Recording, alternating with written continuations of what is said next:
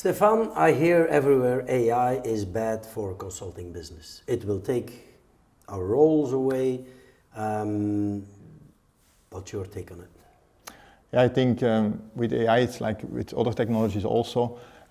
There's good things, there's positive things, and there's negative things. But I think for professional service companies, like the positive things, or there's more positive things than negative things with AI. In fact, yeah, AI needs, in fact, 3 ingredients. Yeah? So the first one is the algorithm, the second one is computing power, and the third one is data. And if you look at it more closely, then the algorithm, it's freely available. Most of it is open source, so everybody can access it. Secondly, computing power, I would say it's not freely available, but it's commonly available. If you need a lot of it, you need to pay a lot for it, of course, but it's accessible for everyone. Yeah? And then the third one, the data, that is the thing that is most differentiating, because of course, if you have your own data set, which is unique to your company, which is based on your previous experience and all the projects that you have done with clients in the past, then you have really a differentiator. You have already a differentiator without AI, but it will be more outspoken with AI. So then you can use that data to train a specific AI model, use your own or make your own GPT, just like ChatGPT, and use that for your consultants or give it directly to your customers. That's the most advanced way to do it. Okay, and how would you start with AI in your company or in a company?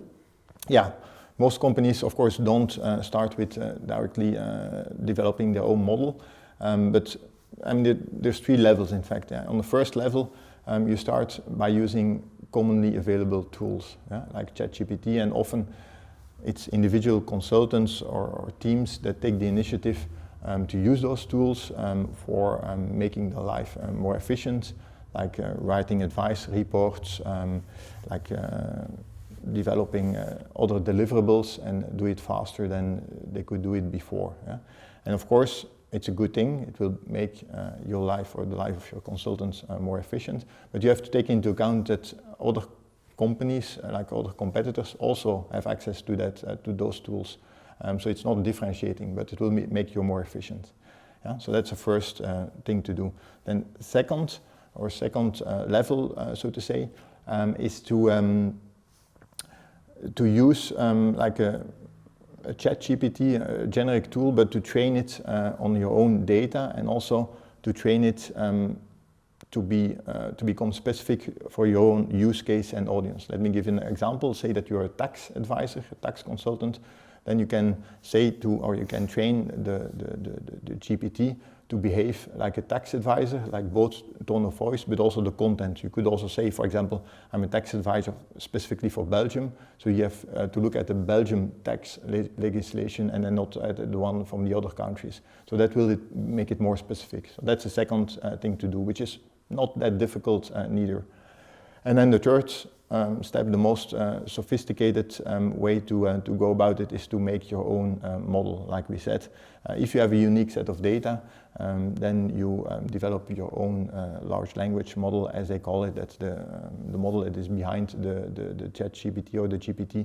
And then you can make a GPT for your company. And yeah, also there it sounds difficult. But the difficult part is to get the data.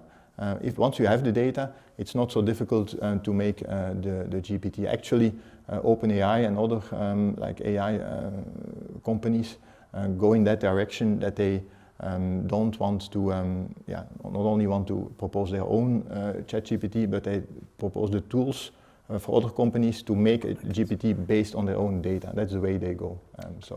This is how companies, like professional service companies, can leverage AI, but we have also some interesting findings about the use of AI in our own company. Yeah, in internal use, so we saw already a couple of years ago, it started with an individual using an app that used AI, and I think by now every department is using at least one AI tool. And to give some examples, the sales department is using Gong. And that's a tool that records the sales calls, transcripts them, and then you can start searching on specific things that you want to know.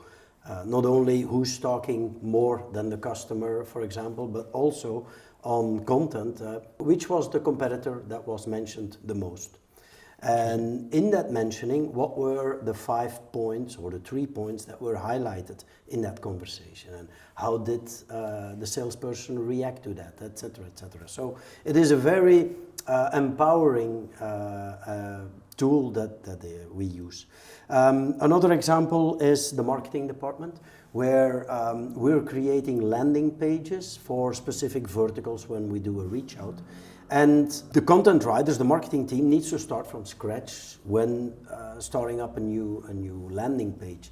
And using artificial intelligence, they already start with a fantastic summary or basis of where to go to. And then it's the creativity of the marketing person that really makes this landing page standing out with regards to competition.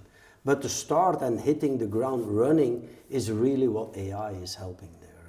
A last example is in customer support, where there's a tool, and for example, you can ask the tool, or the tool looks into, okay, this question has now been asked 5 times, so probably we'll better add this to the Q&A on the internet. And by the way, we know now what the answers were, so let's transcript them and put the answers on the website too. So these are our things, how we use it internally. However, also our tool will start to use AI. Can you tell us more about that?